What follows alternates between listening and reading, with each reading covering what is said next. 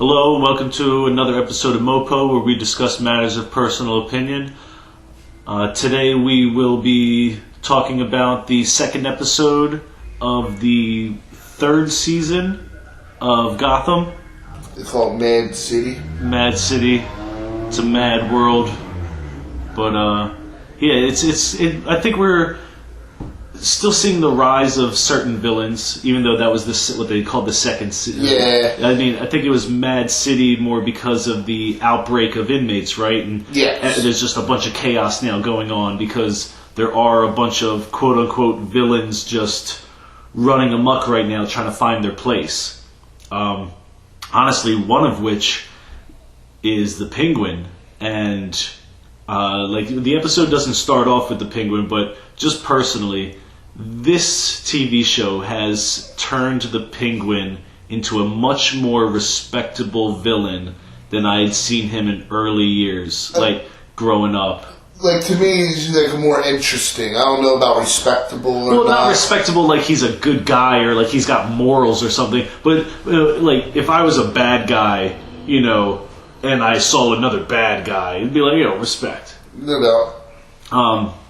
And we definitely see him making moves to become this hero of Gotham, this man of the people, this person looking out for the actual, low-level person, individual, instead of this...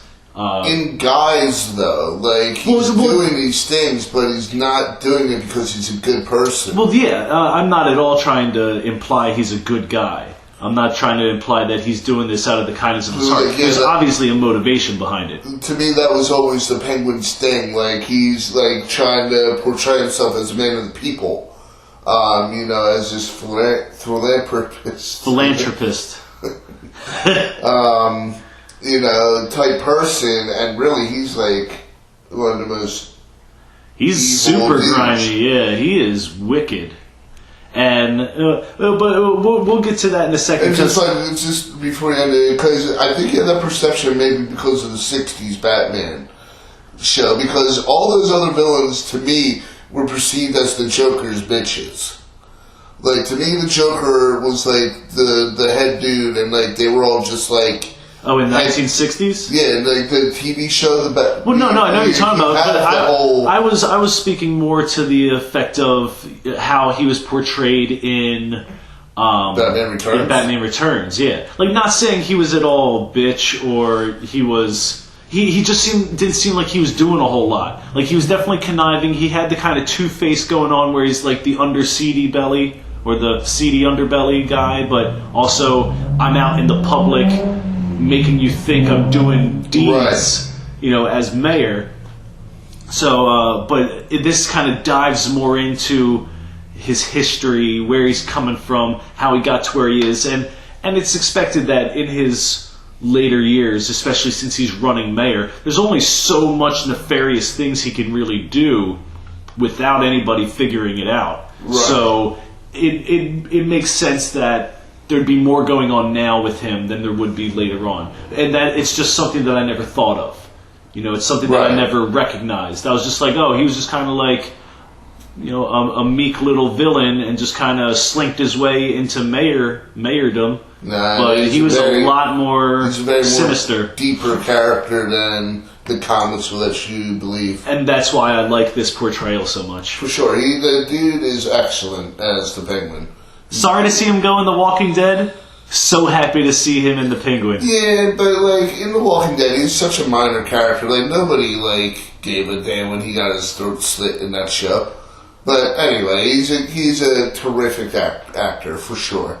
But so we actually start off the episode with Bruce. It kind of continues from the end of the last episode where he gets kidnapped and taken to the council, and now Bruce is sitting in front of who we find out to be Catherine. Yeah. Who's a council member or possibly the leader of the council. Yeah, more of a representative. Yeah, a physical representative. It's she could be the leader, but could be. I think there's more deeper things. The leader probably wouldn't be unmasking herself. Yeah, she wouldn't be showing all of her cards. And but also it also alluded to the fact that Bruce kind of recognizes this lady. He doesn't know who she is, but he's like, I know you, though. I've seen you before, kind of deal. So I thought that was interesting. Okay, yeah, see where that kind of goes. Yeah, it's probably going to go nowhere because, I don't know. I mean, unless they show us, but like from Bruce's perspective,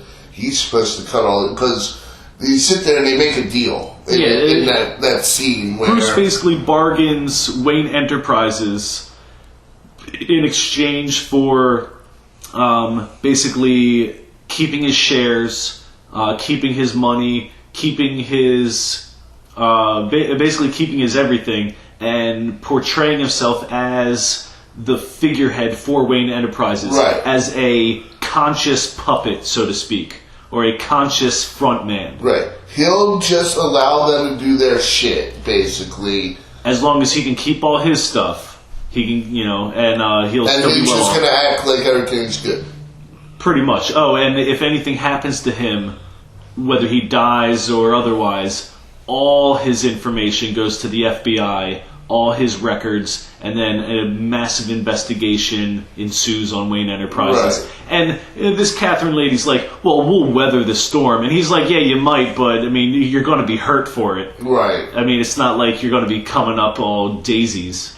But he basically, she's like, okay, but then she tells him he has to give up all his investigations into them and his parents' murder. Yeah, so he's got to stop poking around. But he knows already. Like, he knows Joe Chill or whatever was hired by that group to kill him. So to me, I already got the answer. The group is the one who killed my parents. Yeah, he's already solved the investigation. Yeah. I mean, and he even made a conscious decision. He's like, I did want revenge, but I've realized that there are other considerations. Yeah, I don't want Alfred and everybody, I know getting hurt or killed. So, I mean, his investigation is essentially done. So that's kind of bad negotiating on the council's part. Yeah, really. But the thing is, he gets no justice. Yeah. But, I mean, that's his own fault because he did negotiate. He brought up the negotiation. Maybe that's why years from now he gets his own justice.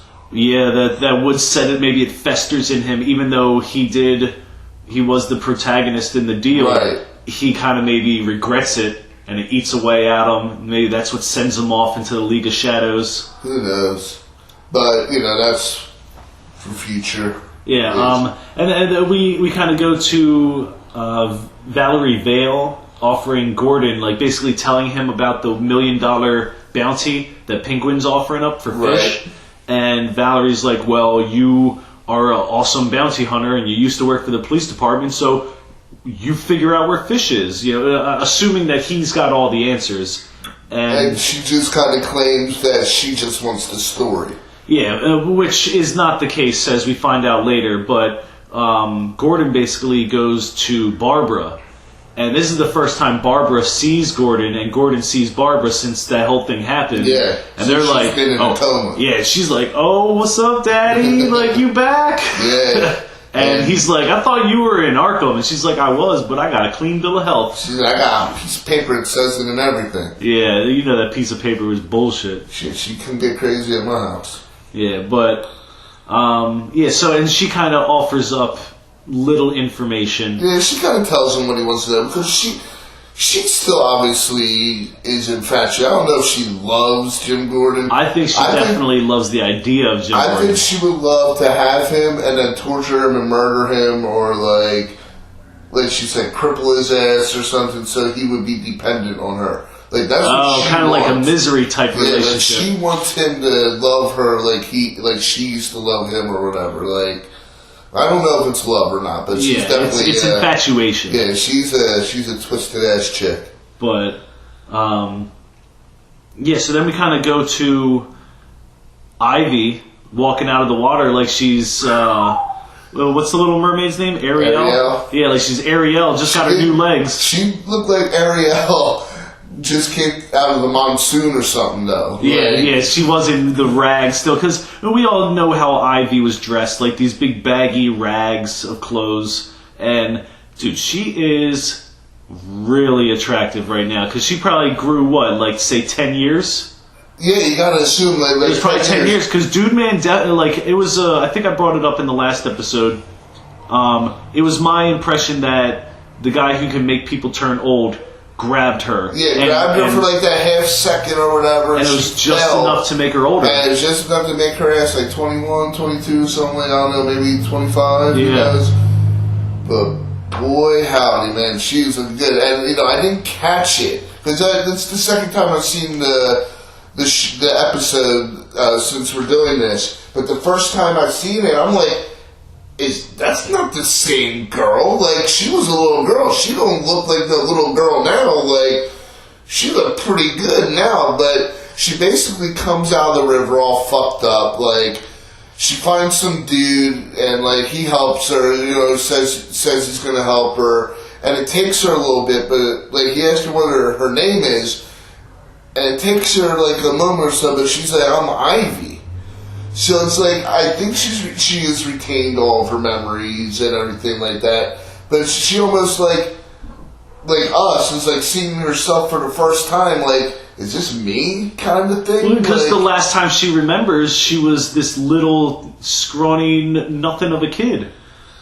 She ain't scrawny. And now she's more, this man. whole other person. So she's probably like coming to terms with this new identity. Like, what happened? All I did was fall in water, I think that water wasn't just water. There's more than her turning older going on here. Well, we don't know that because, like, later on, she's drinking some water. She's, like, taking care of some dead plants that are there by the window in this guy's house.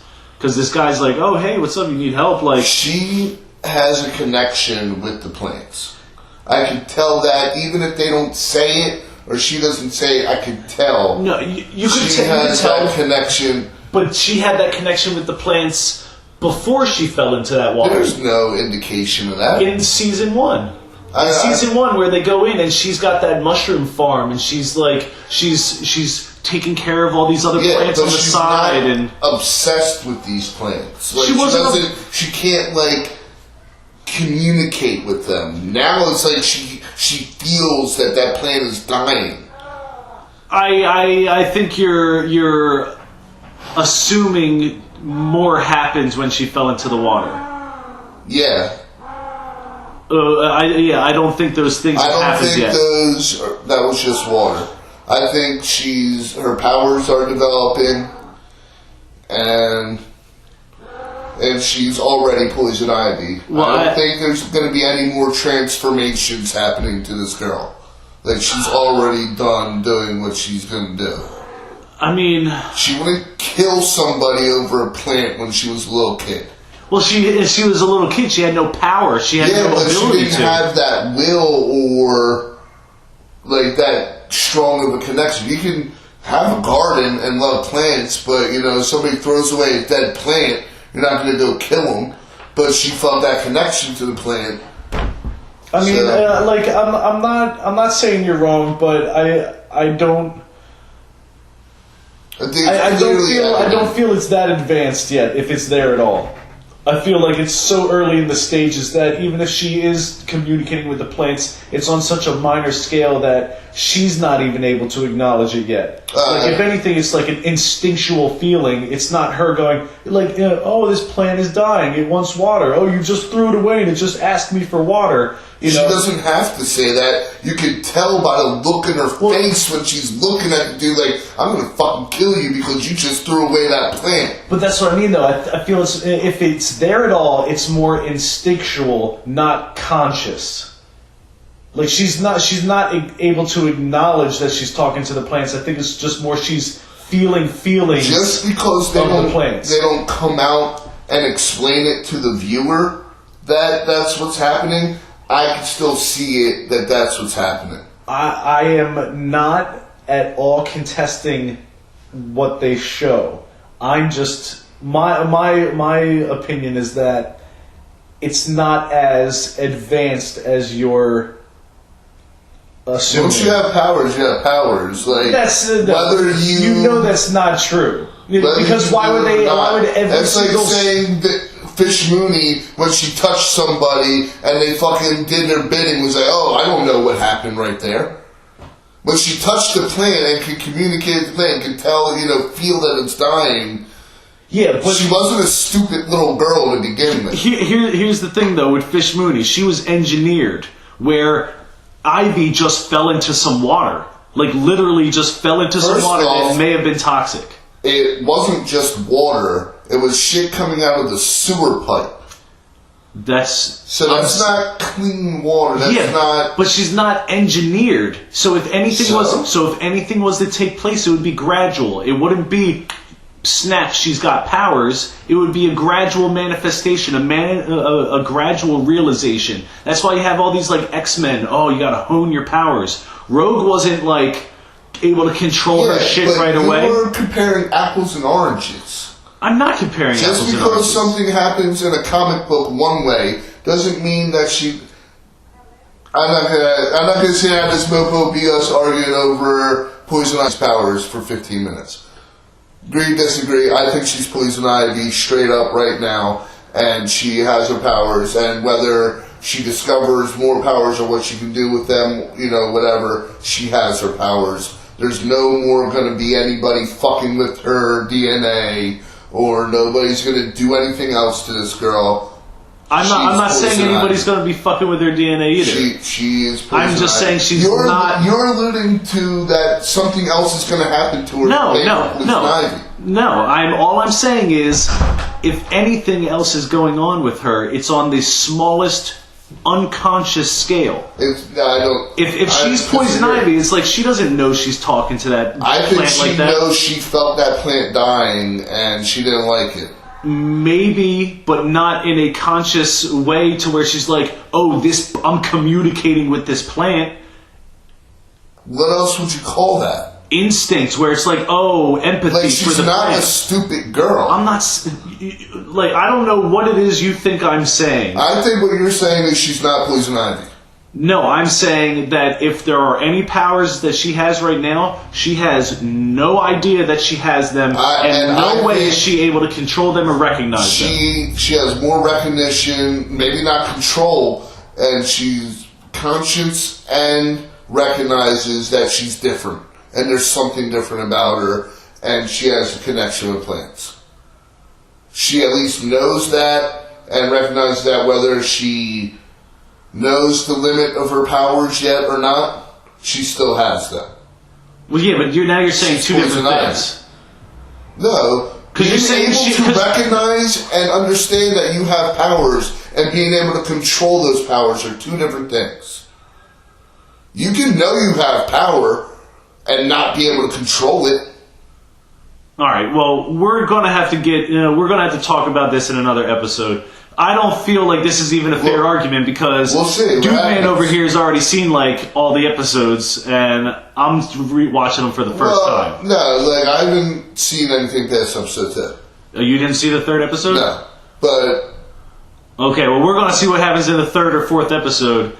And we're going to go from there. Anyway, regardless of all that nonsense, I hope you're still with us. Probably cut it right the hell off.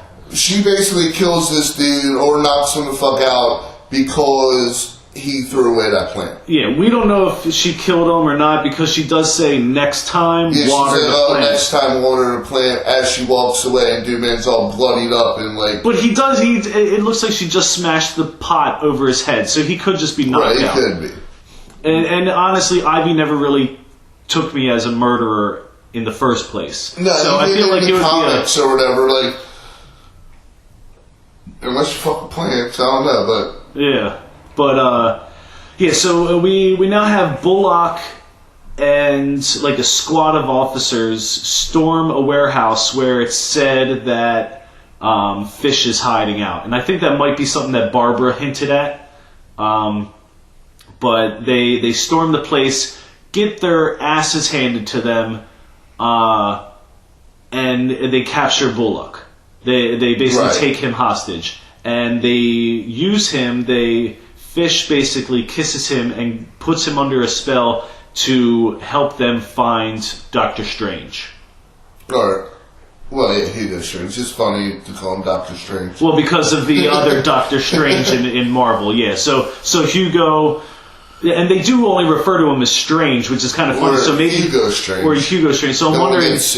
That's what I'm thinking. Maybe Doctor Strange is actually copyrighted, so they're just like, oh, we're going after Strange. He spent all that time on an education to become a doctor, but we're not going to give him the recognition. And it's funny, a little sidebar, because I'm not the biggest DC. I've said before, I don't have the greatest knowledge, but Hugo Strange has been a big part of the comics and the lore for a lot longer than I thought. I thought he was only made for the video games, like the new, the Arkham games that came out. But apparently, he's been in the comics for years and years and years. So I was surprised to find that out. He is actually a pretty well-known character in the Batman universe. So it's not like he's some new guy. Originally it was thought. I actually think he's a really interesting character, and it's since he has been so under the radar, it's hard to really tell where they're going to go with this character on TV. Yeah. Because we don't really know exactly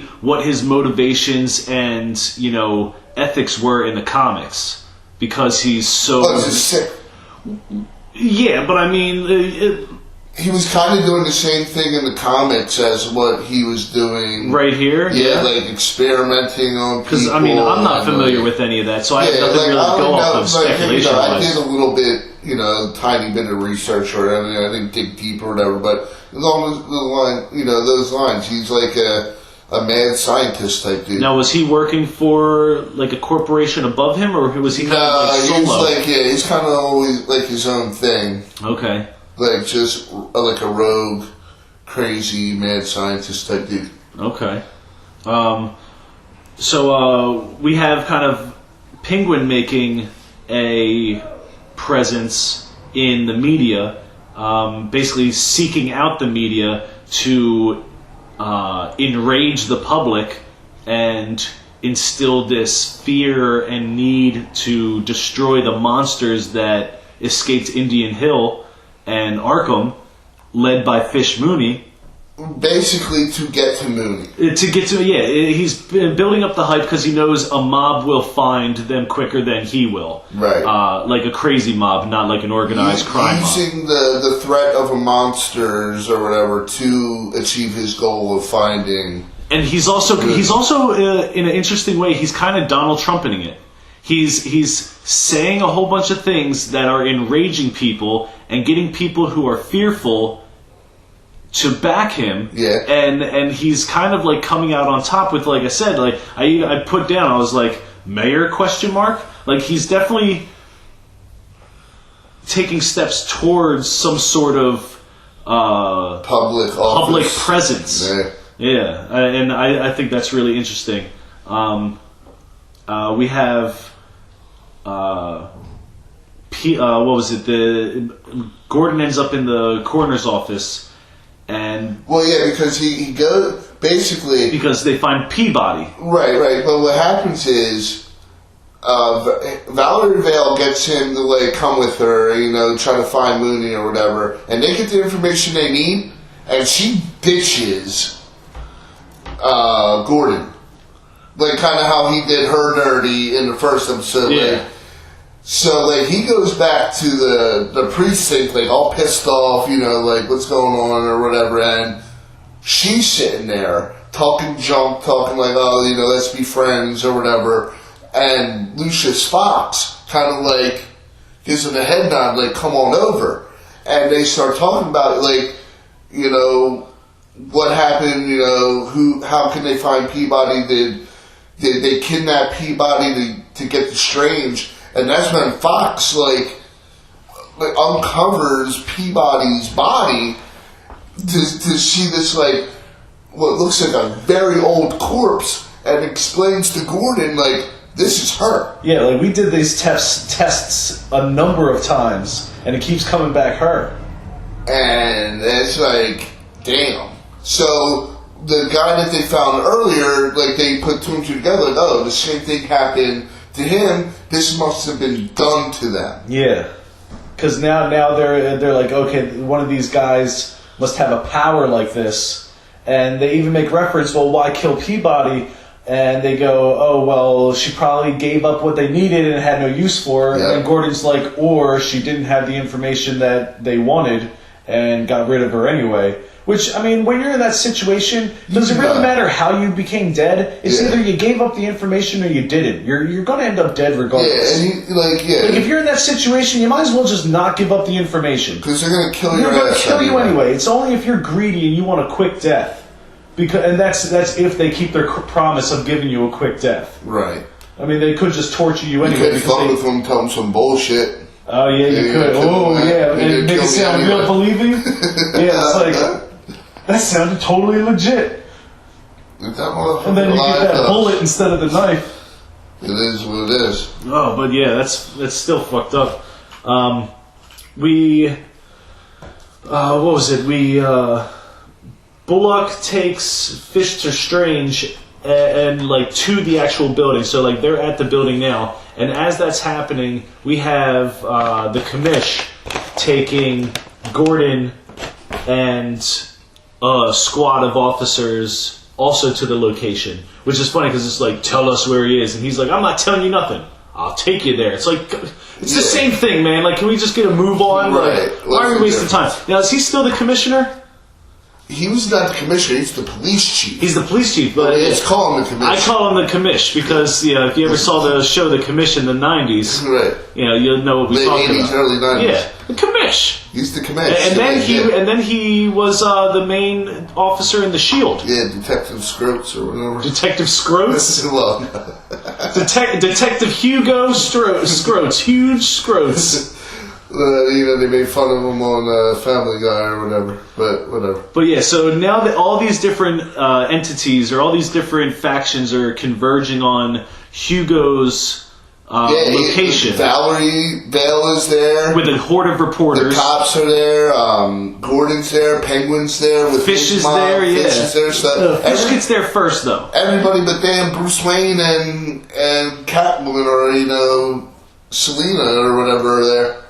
Yeah, and so while all this is happening outside, Fish, Bullock, and her henchmen are all inside, and Fish is basically confronting Strange and being like, yo, fix me. You're gonna fix me, dude, or I'm gonna fuck with you bad. Yeah, and I gave her a spiel about how she would squeeze other people and they'd always have more. Right, and I don't believe Strange anyway when he says there's nothing he can do for her. He's just like, maybe he doesn't have a final answer, but he's working towards... Well, he's definitely working towards something. There's so much mathematics on those walls. Yeah, he has like a little computer station or whatever. Like, if he's being confined, he's being hooked up confined. Yeah. Like, and so he's working on something. I gotta imagine he's continuing his work. I would have to imagine so also, but not in the way that would initially help Fish and those other people. That's what I mean. It's more on the bringing back to life with the memory. I think he's, like, I don't know, I wouldn't say that, like, because I think he wants people, his creations, to live. Well, yeah, but that's not to say that he's going to be able to freely I think research that. He's working toward, yeah, he is, that's what you think you're going to be locked up like that and be able to just work on whatever? Oh, I wanted to make a new popcorn machine. No, you're going to... They know what he did, and they want him to be able to do it permanently. Not just, okay, these people are going to die in 7 days, or they want to make soldiers. Well, that's what I mean, though. So he's going to be focusing more on the reanimation, where the whole reason that Fish is having problems is because he was integrating powers into them as well. Remember, he wasn't just bringing them back to life. He was mixing DNA with other animals. True. So that's why he's probably not able to immediately help her. He already knows how to bring people back. He knows how to do that. Fish was the first one to come back with memory, though. And that's when his research got interrupted with all that shit going on. So that's what he's working on. Exactly. And I just think he doesn't have the answer in his mind. Like, okay, this is definitely what we can do to fix you. So he's going to tell her, no, I can't help you until he has that scientific mind. I'm not going to do anything until I know it's right. Yeah. Is how I feel. So, when Penguin shows up with the mob, the police kind of get distracted, and that gives Gordon a way in. He runs around the side of the building and confronts Fish, and is basically like, yo, listen, I'll help you escape, but you got to give me Bullock. You know, you're not keeping him. He's coming out here with me alive. And she tries to pull this, I got 2 hostages now. He's like, lady, I ain't no damn hostage. I'm not worth shit to them. Yeah, right? And she's like, fuck, he's right. But she goes, I get to keep Strange. And, you know, Gordon's like, whatever. So he calls his quote-unquote source to help him get them out, and it ends up being Penguin, who's outside, who's basically like, yo, incite a huge distraction riot, and Fish will be out back by the woods in 5 minutes. So he starts a whole rush for the front of the building, and then hightails it to the woods, and catches Fish dead to rights, gun barrel to her face. Right. And I'll be honest, I was not expecting what happened next, which was the Penguin became humbled by Fish. She talked her way the fuck out of getting shot in the face. Because without even touching his head. Yeah. Because his whole, Penguin's whole hang-up was, why did you let me live that one time? Like, when you, not when Gordon didn't kill him or anything, but when Fish actually had him dead to rights and then let him live. At the end of the 2nd season on the bridge, when she touched his ass or whatever, he said, why didn't you kill me then? Yeah, because she said, that's when she touched him and said, like, nothing is impossible. Right. And I think is what helped give him the charge to become... It's like a catalyst. Yeah, yeah. Kind of like a heating point. Even if it's only mental and he's like tricking himself into thinking. Exactly. You know, but it still happened. And Fish basically comes clean and is like, well, you know, you're my umbrella boy. You're mine.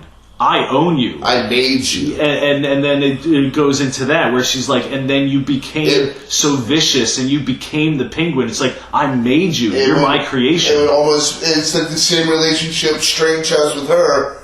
And which she even mentioned, she's like, ask Hugo. Like, he can relate. Like, it's almost like a mother-son relationship, and that's what I think gets to Penguin. Like, his mom is dead, like, so this lady's like a mother figure to me, like, and I forgot that. Like, yeah. And, oh, damn, she could have killed my ass, but she has that, like, love for me. Regardless of how tough love it might be. Right, like, you know, and I should maybe extend her that same courtesy, maybe. I have you. I could kill you right now, but I'm not gonna. And he doesn't. And don't bring your ass back. Yeah. He kind of like scarred her. Well, that's a weird way of saying it, but kind of like, I guess, Simba'd her. It's like, run away and never return. But I mean, I feel like, but yeah. So and then I also thought it made me think of the Preacher with Donnie. And Preacher is, Preacher showed me compassion. Oh, yeah. So I showed Preacher compassion. One thing that caught me off guard is, alright, so while Fish and all them are escaping, the riot made way more progress than I even thought they were going to make, and busted into this building. Yeah, well, that's what made them leave through the back, was them busting through the front. They couldn't leave through the front. Well, I thought they were going to leave through the back to begin with, because that's where... That's why Gordon called Penguin to make sure that they left through the back. See, I thought he called Penguin just to make sure that all the police converged on the front so that the back was open. He used Penguin and, like, he kind of used both of them to get what he wanted. He used Mooney and he used Penguin to kind of get to the means to the end or whatever. Like, he wanted the Bullet to be safe. He, you know, made his deal with Penguin, made his deal with Mooney or whatever, and he probably expected Penguin to kill that 100%. 100%.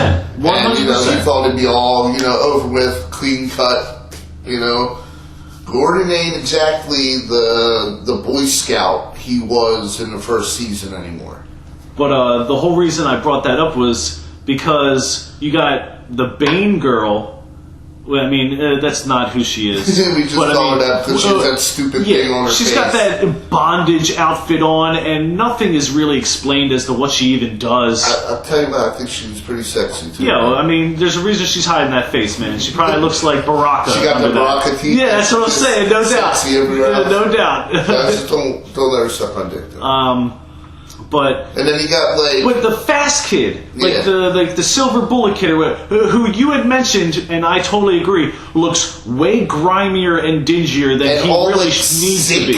Looking and shit. Like, what's the fucking like you would think this guy's superpower is to unleash the plague on people. This guy looks so gross. And it's like, oh no, he's just really fast. It's like, okay, well then why does he look like he can't heal wounds properly? Right, but like you're about to say, Fast Boy, they run in there and he just lets these people. I'm running around all these motherfuckers, pop. Like, the whole time he's just running circles around people, getting over on everybody, and then all of a sudden this mob comes in and he's just like, oh, I'll just stand here and get got. It does show their loyalty to Mooney because she said hold them off for as long as you can. But honestly, I would have thought maybe running around, that would have helped. Probably would have lasted a little longer. Yeah, you'd had the distraction factor. You'd have been able to take some of them out because, I'm sorry, but if you run into somebody at 60 miles an hour, you're going to knock them over, and they're going to be like, I'm going to think twice about it. Fuck yourself up, though, too. I mean, yeah, probably. But I just thought that was really weird. It's a stupid way. Yeah, stupid way for that character to go out. Maybe not the Bane girl, because, whatever, but it was a pretty stupid way for her done to get rid of that kid. Yeah. Now, this is something that you were surprised about, but it's something that I saw coming. I didn't think it was going to be this soon. That's what more surprised me is the suddenness and where are they going? What is their end game with this? What are the show writers doing about this? Yeah. Because to me now, the only thing that can happen is this clone kid got to die now somehow. This clone kid's going to die, and maybe that's how Bruce Wayne gets to go away because everybody thinks he's dead because they find that kid dead, and he gets to disappear for years and come back and be like, Okay, so I felt it was going to be sooner rather than later, but I agree with you where it's kind of like, what are their motivations? And we're talking about this Bruce Wayne clone, if you didn't pick up. The clone. Yeah, the clone guy. The kid with the long hair who was messing with Selina and Poison Ivy. We didn't set it up properly. So they go to Bruce and Alfred, and they're just bullshitting around. He's talking about taking dance lessons and stuff. And I was wondering who he's going to get him to teach Bruce how to dance, though, because he seemed like he already had somebody in mind. Do you think that's going to be a plot point, though? I don't know. Or is this going to kind of be like a cameo throwback, kind of like, oh, you might recognize this name? Yeah, I don't know, but just maybe a sexy lady or something. Yeah, but they hear this crash coming from the den area, and I just thought it was so funny because it reminded me of how different this Alfred is compared to every other Alfred we've ever seen. He gives Bruce a knife, and then my man got just a gun just sitting in the kitchen, he's like, shh, and shit. This Alfred is so gangster, but it's that's not how Alfred should be. But anyway. Well, it's not the Alfred that we've grown to know because we've always known old man Alfred. He's not going to be throwing kicks and punches old man Alfred. But I mean, old man Alfred got some history. He didn't get old because he was born that way. I never saw him as a mercenary type. I never saw him as a mercenary type either. Whatever. But that aside, I like what they're doing. It is somehow appealing, for sure. And they walk in there, and here comes clone Bruce Wayne walking out the shadows. Like, don't hurt me. Yeah, pretty much. He's like, don't hurt me. I kind of agree with what you're thinking, where as far as he's going to die, and then that's going to give Bruce Wayne the ability to kind of disappear with nobody to look for him, or there's no explanation.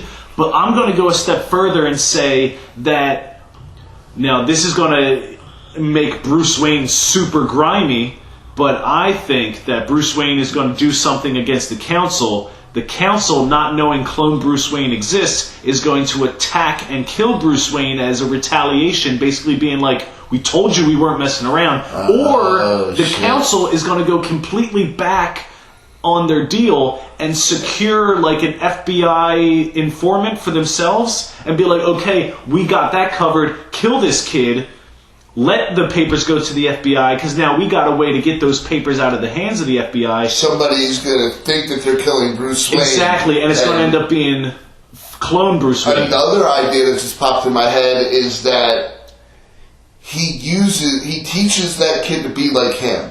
Oh, and puts him in as like a front man. And then he can go off and do whatever he wants, and everybody still thinks he's there. You know what? I was actually thinking the exact same thing, but I was kind of like, I wanted to play off of your like murder disappearance idea. But that makes a lot of sense too, because that's what I was thinking originally. Like, groom him to become quote unquote the real Bruce Wayne, and then now Bruce Wayne can do his own stuff against the council, and nobody's the wiser because they're watching this kid. Yep. Look left, move right.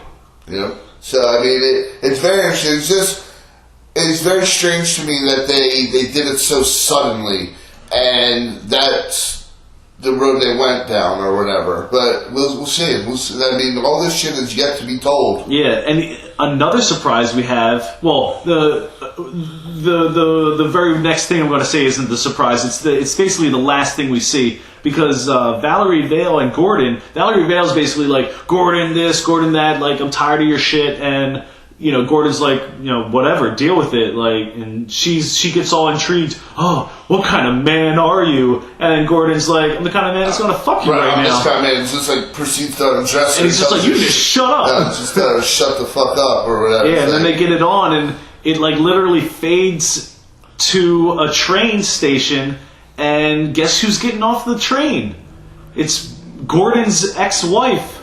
Well, ex-fiance. Well, ex-fiance. Ex could have been the baby mama. Yeah, it could be. Miscarriage. The one that he chased all the way down to Florida, but then saw her with another man. And it's just like, you know what? She's happy. I'm going to leave the show alone. What do you think happened between those two? Do you think it was a real relationship, or do you think it was like a best friend type of situation? Or do you think it was like her brother, maybe? Maybe a relationship that, oh, dude, it could have been like a family member or something, yeah, because she went in hiding. But, I mean, it's not... I think maybe it could have been just something that, you know, she realized she's still in love with Gordon, you know? Yeah, and that's kind of what I'm thinking it is. Yeah, she had this life, but she's thinking, well, I gotta go back and, you know, make it right with Gordon. Like, he's my boo bear. They think, I still love this man, or whatever. Yeah. But, yeah, so that's kind of where they leave you off. She could be back on some complete nefarious shit, too. Like, maybe, like, on some business shit. It's like, oh, boy, I'm back, you know. Hopefully I don't run into No, because she had this look in her face like she was there to kind of like settle up with Gordon. You know, like she had this nervous, should I really be doing this kind of look. Maybe. But I thought that was something that I definitely was not expecting. That was a shock. I just thought it was kind of like typical though. Like Gordon starts to move on, and here comes this chick. Well, that's just like anytime you break up with a girl and you don't hear from her for like months, but then the second you meet somebody, it's like, oh, all of a sudden I need to be in your life again. It's like, how did you know?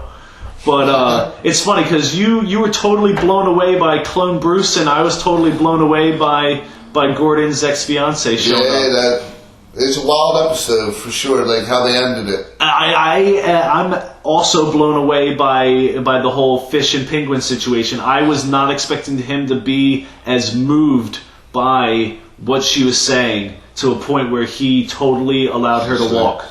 And like, because I don't recall Fish Mooney from any comics I've ever read, so it's like, I know she's like a character and she wasn't just made for the show, but I think they're making her a lot more important than she was. Highly elaborated on this character, for sure. I mean, that's not a bad thing either. Yeah, that's not a bad thing. I don't know where they're going to go with this. I don't know, like, she's certainly not around when Batman's Batman, that's for damn sure. And I mean, she might not be. I mean, if they can't get these powers under control, she may die.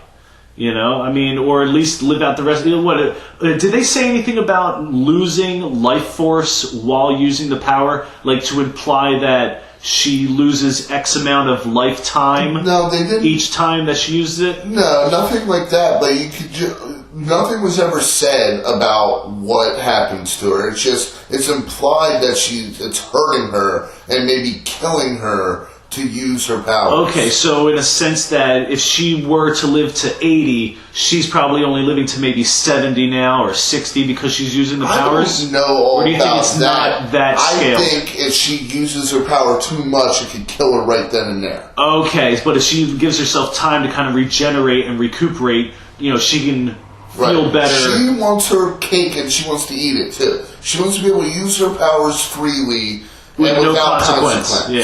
Yeah. And maybe Strange really can't do that for her, but I don't believe that one bit. I think he's working towards that ultimate goal of making these reanimations perfect. Okay. And I kind of agree with that. That's at least what I feel he was contracted to do in that secluded lab, for sure. So, that kind of leaves us at the end. Please let us know what you think. We've definitely touched on more than a couple topics where even, at Dave Roach and I were at Dave Roach 83 and I were very button heads here. We had very different opinions of what could be going on. But that's kind of what this is all about. MOPO. Let us know what you think. Do you think one of us might be on the right track? Maybe you think both of us are off the track. Yeah, maybe we're both wrong. Maybe you think both of us are talking about the exact same thing, and we're the idiots that we just can't. Just arguing over the same shit. Yeah, and we just. It does happen sometimes. It happens more often than you might think. There have been a few times where, after an hour of arguing, him and I look at each other and we're like, "What? Wait a second, so you were saying this?" And I was like, "Yeah," and you were saying that? And he's like, "Well, what the hell are we talking about?" Right. That's MOPO. Yeah, that's MOPO. Matter of personal opinion. It's all MOPO on Twitter. Like, subscribe, share. Yeah, and like I said, it's not our MOPO, it's your MOPO too. We'd love to hear what you guys have to say about all this. Alright, so tune in next time for episode 3 and some of our other videos that we post.